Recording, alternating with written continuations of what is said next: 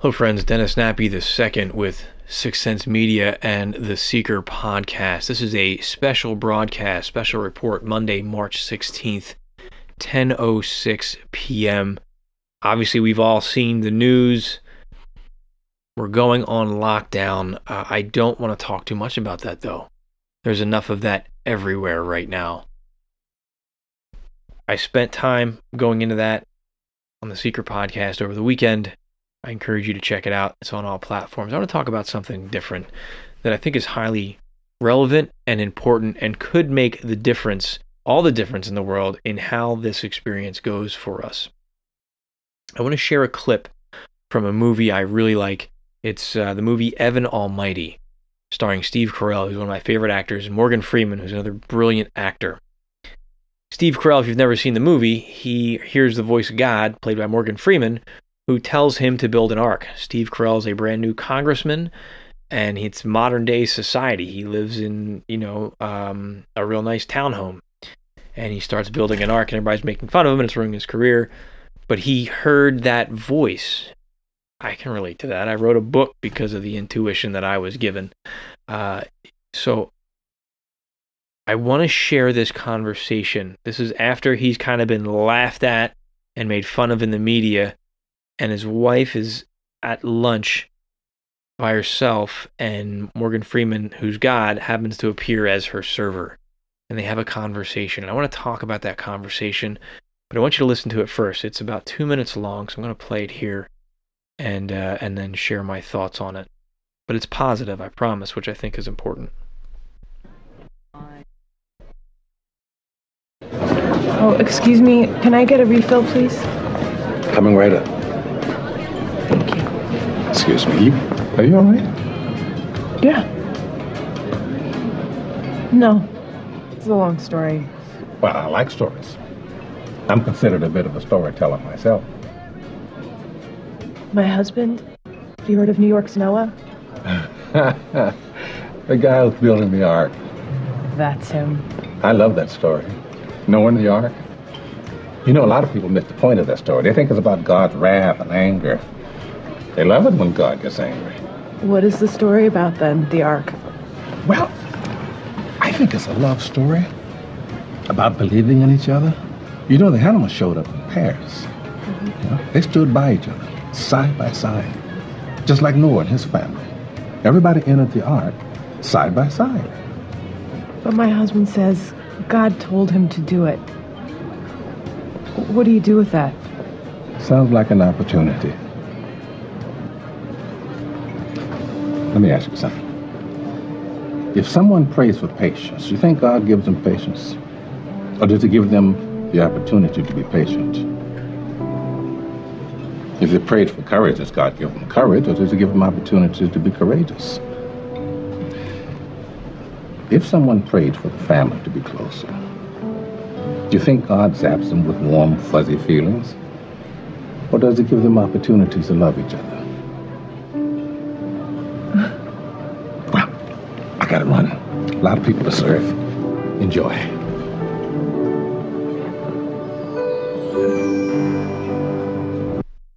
A bit of irony at the end of that scene there. As she looked at her plate, he refilled it with fish and chips. You know, God, Jesus made the fish appear and fed all those people, right? That was the kind of joke there in it. But that scene, man, it just gets me. And again, I'm not religious. I'm not pushing God on anybody at all. That's not my thing. But the situation and the way and the perspective, I think, is what it speaks to right now. What opportunities do you have before you? And I think right now, we know the situation. We're locked down. That lockdown's probably going to get a little bit tighter. We're looking at the market. The market's doing what it's doing.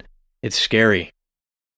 We can focus on that fear or that confusion or that anger or that anxiety, where we can look at our lives right now and say, here's where I'm at. What opportunities do I have?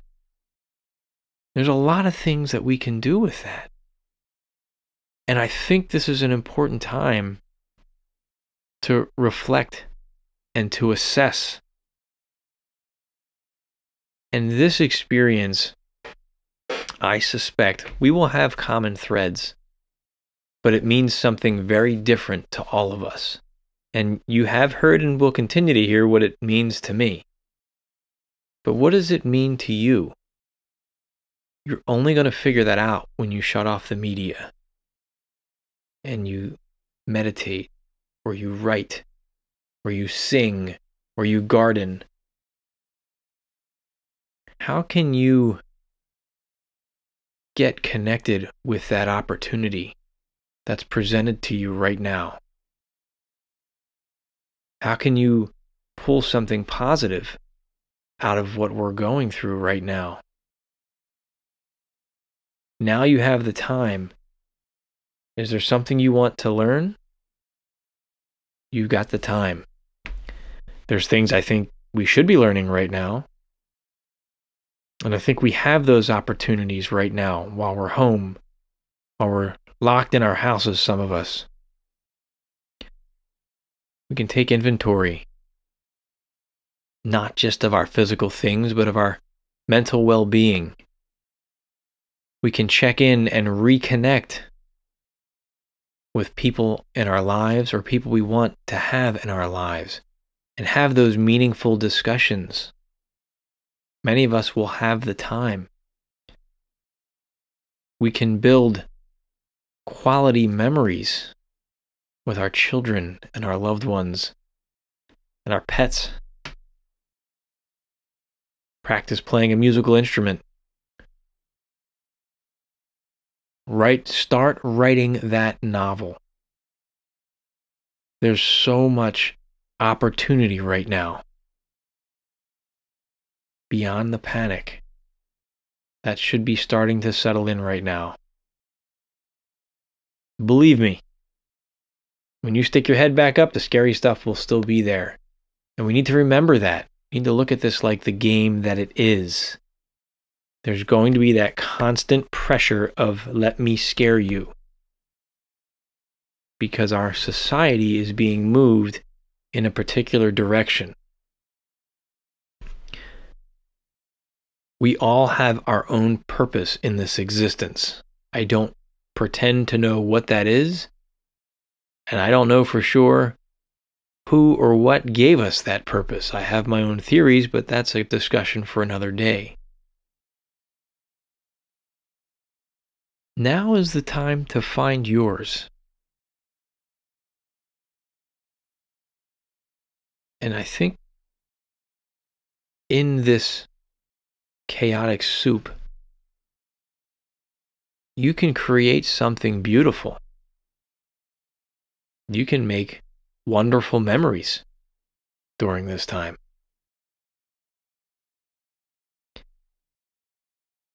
I've been forcing myself to unplug. I'm not online or reading the news or watching it or listening to it 24/7. I now check it a few times a day. I get on Facebook. I have conversations with my friends, especially we're having a great thread in our 6 Media discussion group on Facebook. That's been wonderful. Where we're getting into it. We're sharing theories. We're exploring conspiracies and debating stuff, and that's healthy. But the rest of the day today, I took a walk with my kids. I played a game with them. We had a meal together. I sat with my dog. We watched a movie. I reached out to people I cared about. I've reconnected with a handful of people who I don't talk to regularly, and now we're talking every day. And that makes me feel good. And believe me, I'll be the first one to admit, I lost my shit when this all started. However you reacted is okay. But now, let's step out of that panic. And I think it helps, especially if you got kids in the house, develop a routine. We're used to waking up the same time every day, going to work, coming home, having a meal, and we don't have to be that regimented, but I think having a routine and a purpose. I got up today and I started writing out everything that I want to get done this week for myself, for my company, for my family, for my kids. I made a list. And then I gave my kids objectives. I gave them chores. I gave them purpose. And at the end of the day, we felt accomplished. I didn't feel panicked. I didn't feel oppressed. I can get to that state real easy. I can talk to you for 5 hours tonight about all that stuff. But I had a really good day. I really did. I had a good day. And I hope that all of you can create that for yourselves as well. And all of our situations are different, but we all have a different purpose. Some of us, our purposes are connected. And I think a lot of us have already started that line of communication. Some of us recently, and some of us a while ago. You know, my 6 Sense Media partner, Ray Davis, we connected years ago, and now we're being led into this. And the conversations we're having on the platform that we created, that's exactly why we created it, for events like this, where we'd have a safe space to have discussions about things like this. So Ray, I'm thankful for you, and I'm glad we have the dialogue going. If you get a chance, look for Evan Almighty. Find it online, rent it. It's a good one. Don't just watch movies like Contagion and Outbreak.